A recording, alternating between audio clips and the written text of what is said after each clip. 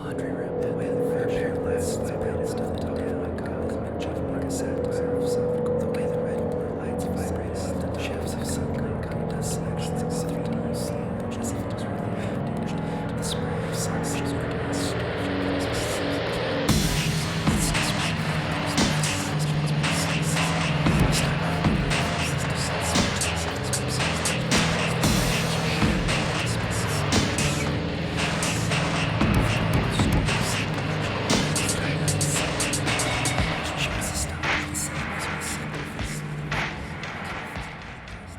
Hey there, welcome to That Dang Dad. My name is Phil, and tonight I want to return to my time in law enforcement and tell you about something bad that I used to do as a cop. And it's probably not what you're thinking. To set it up, I want to talk about an entirely different part of my life.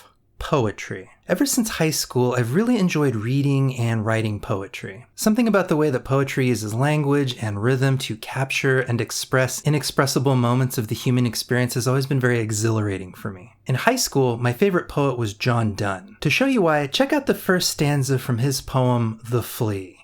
Mark but this flea, and mark in this, how little that which thou deniest me is.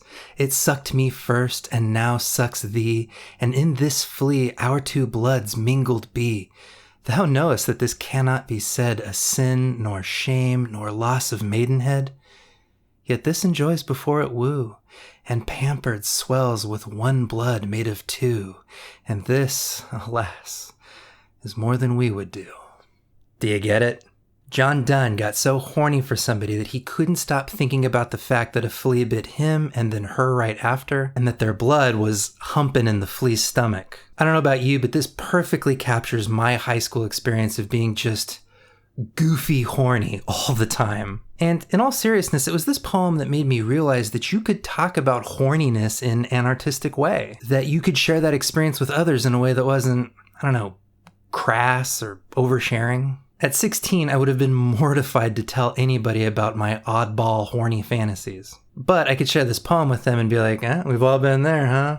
So for a long time, my poetry tastes were fairly traditional. Your Shakespeares, your Sextons, your Dickinsons, your Blakes, a little Plath here and there. And the poetry that I wrote for myself was typical overwrought pastiches of these usual suspects. But one day, I got invited to an open mic poetry night in Orange County, California at a place called The Ugly Mug. And I decided I was actually going to read one of my poems out loud on stage. And I was so nervous. It really felt like I was preparing to just unclothe in front of a bunch of strangers and just let it all hang out. I can't remember what I read, probably some dumb bullshit about a tree or the wind. But what changed my life was what everyone else was reading up there.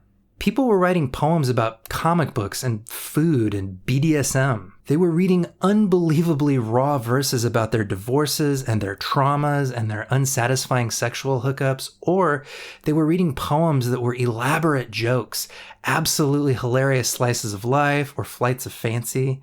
Nobody was reading John Donne Part 2 up there. Hell, they weren't even reading E.E. Cummings Part 2 up there. They were doing stuff that I had never encountered before. Which isn't to say those things haven't been done historically, it's just stuff that I wasn't running into in my high school English class. Here's an example from a collection of poems that the hosts of the open mic put together. Ben, Steve, I miss you. It's called 405 by Dmitriy Berenson. If you're from Southern California, you know exactly what this poem is about.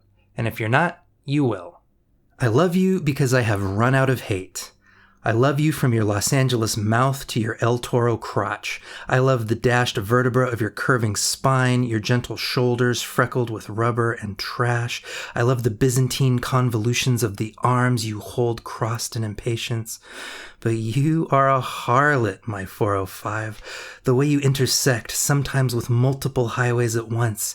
How you and the 10 slam together, viciously pumping at one another, parching your pubic shrubs till your veins stand stopped in the desert heat. And yet, how can you tease that poor 55 who cannot raise his lips upward, who pours out his heart to the 73 with whom you cavort in plain sight? Have you no shame? Then there are those smaller lovers who take you to beaches, to mountains and hills, Century Boulevard for a pre-flight quickie, Warner Avenue for a surfer sunset, and the one who won't give you his number, who only whispers his name, Sepulveda. 405, your signs are ads for Las Vegas hookers. Monica, Victoria, Artesia, and Cherry. Signs describing directions, locations, and how to get off. But still, 405, I love you for your moods. Your tired morning yawn. Your lazy afternoon slow and go. The furious gridlock of your anger. And the way you lie cool and still in the night. The whole time listening to these local poets, I was like, you can write poetry like that? You can be weird and you can be playful and you can be sloppy and you can be absurd. You can write poems about freeways and you can do all of that and touch others? It completely changed the trajectory of how I write, and I became kind of a regular at the Ugly Mug. I met lots of poets, shared lots of laughs, we collaborated on theme nights, and I took a lot of pleasure experimenting with what I could do with 5 minutes and a microphone. And I took pleasure in something else, because I had kind of a gimmick at the Ugly Mug. I was the poet cop. Even though I was a conservative cop and the rest of the poetry community ran the gamut from liberal to anarchist, I think they appreciated me in kind of a freak show capacity. Plus, this was before George Floyd, it was before Mike Brown and BLM, so rightly or wrongly, police brutality wasn't quite on the minds of folks at this Orange County coffee shop in the same way that it would be today. And beyond the spectacle of it, I think they didn't mind having a poet cop around because I wrote about my experiences on patrol thoughtfully and with an eye towards compassion and understanding. I wrote about the struggles real people were going through, the hardships and tragedies experienced by the community. You know, it wasn't like, roses are red, yellow's the sun, this crackhead was violent, so I planted a gun. A lot of what I wrote were elegies to people who had died too young, or laments about the suffering that I saw grinding down families. But here's where we get back to the topic that I wanted to talk about tonight. Because my act of writing and performing these poems about what I experienced on patrol was not a neutral one. I was taking people's life stories, some of the worst moments that many of them had ever experienced, and I was driving them an hour away, and I was parading them around in coffee shops, basking in applause and affirming nods and pats on the back. To put it in modern lingo, I was mining this community for content. Now, if you watched my previous video, I mentioned how I tell my dad's stories about the hardships people I know are facing due to conservative politics in an attempt to help him see the world in a different way. So you might be thinking that writing poems about the things that I saw on patrol was like the same thing. And perhaps it functioned that way for many of the people in the audience. But if I'm being really honest with myself, my intentions were entirely different then versus now. When I tell my family a story about the hardships being faced by queer teens in my outreach or my disabled friends, it's because I want my family to think about that teen or that friend when they go out to vote or engage in various political projects.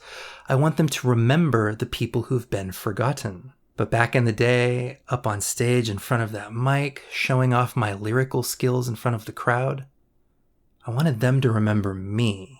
The hidden character in all of my poems was me, the observer, the curator, the interpreter.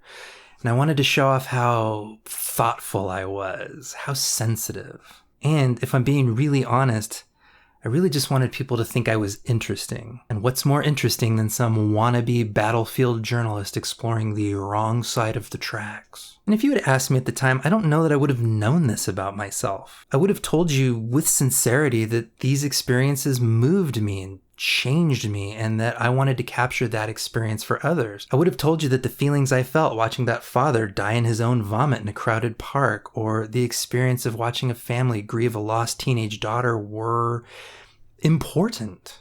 This grief, this tragedy, this misery, it was all important. Why shouldn't it be recorded? What greater tribute is there than writing an elegy to a dead stranger? And maybe that's partly true. Maybe some of these families would like knowing that I keep them in my memories, that they help shape my sense of compassion, help shape my sense of justice. But let's look at this from another angle. I was a white cop enforcing unjust laws against an impoverished, racialized community. I was part of the system that created so many of these hardships in the first place. As a police officer, I protected the hierarchy that was used to treat that community as disposable, as forgettable. The violent things that we as cops did to that community were meant to scare everyone else into playing by the rules. And whatever noble goal I thought I had in telling these people's stories for them, one of the effects that my poems often had was turning that community into kind of a crime thriller for others to gawk at. Ironically, in my attempt to tell their all too human stories, I often dehumanize them by making them extras in a lurid, sleazy slasher movie starring me. Many times people would hear a poem about some fucked up thing that happened to one of the residents, and they would comfort me. They would tell me how hard my job must be and how brave I was to work in such a rough area. They would say, "Gosh, I could never do what you do. I'm just not strong enough." And you bet your ass that made me feel like a big man. It flattered all the parts of me I wished I was, and it covered over the parts of me that I was most insecure about. And it created a real incentive in me to be extra vigilant for other stories I could tell. Whatever I thought I was doing, I'm afraid the effect was that I helped keep that community as a scary other, a deep dark forest outside of civilization where women and children ought not travel alone, a land of swashbuckling daring do amongst backward savages. I wasn't helping white people in Orange County remember to support the residents of East Los Angeles. I was reminding them why they didn't consider those residents to be their neighbors in the first place. So why am I talking about this tonight? Well, I haven't been a cop, nor have I gone to an open mic poetry night in many years. But there's a different kind of stage that I appear on now. This one. And I struggle with the ethics of what I'm doing and how I'm communicating on this platform. Just like at the Ugly Mug, I have a gimmick here on YouTube. The lefty ex-cop, the policeman who wants to abolish the police. What a hook, what a brand, aren't I so very interesting? And while my politics, my entire worldview has changed radically over the last decade, I'm still the same insecure guy who craves flattery, who craves affection, who craves attention. And because of my gimmick, I get it. I get invited on podcasts and live streams and video collabs to talk about my past. I get pats on the back from you all. I talk about fucked up things I saw and did, and you all comfort me. And you bet your ass, it makes me feel like a big man. I'm proud of the work that I do today on YouTube. I'm really proud that so many people have found my words and ideas interesting or validating or illuminating, but I'm also very humbled by that. And this topic that we've discussed tonight is something that I keep in my head constantly as I figure out my role as a creator. I want to bring you new ideas and I want to tell you stories to help you see things from new angles, but I don't want to mine misery for content. I don't want to be the star of the show, and I especially don't want to cash in on being a reformed asshole. So I think this is something that a lot of us ought to keep in mind as we go out into our various political projects and communities.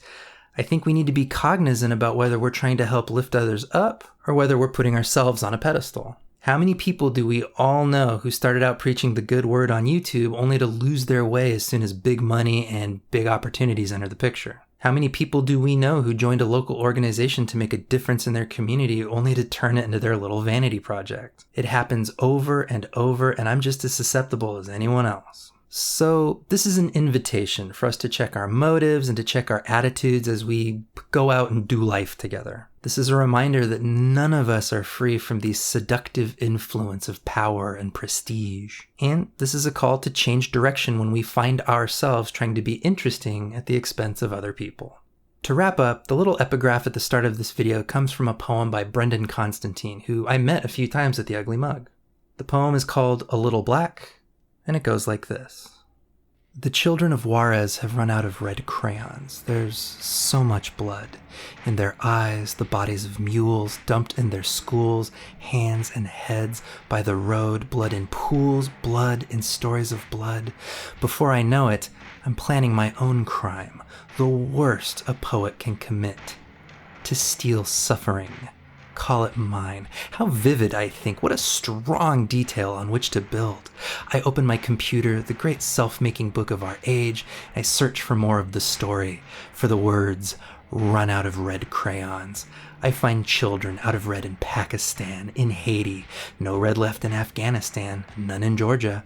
The children of Sierra Leone have gone through pink to purple. In Myanmar, they're down to brown. I thought I had something to add. I have nothing to add but a little black, the color of the line, color that consumes all others.